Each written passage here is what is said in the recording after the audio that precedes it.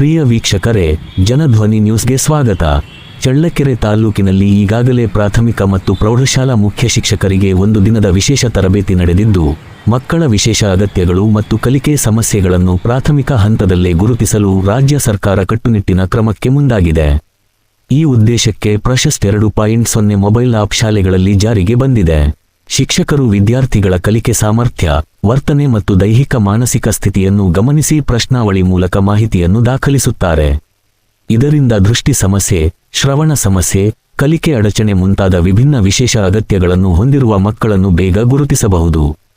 ಗುರುತಿಸಲಾದ ಮಕ್ಕಳನ್ನು ತಜ್ಞರ ಪರಿಶೀಲನೆಗೆ ಕಳುಹಿಸಿ ಅವರಿಗೆ ಅಗತ್ಯವಾದ ಶಿಕ್ಷಣ ಸಹಾಯ ಮತ್ತು ವಿಶೇಷ ತರಬೇತಿ ನೀಡಲಾಗುವುದು ಎಂದು ಶಿಕ್ಷಣ ಇಲಾಖೆ ತಿಳಿಸಿದೆ.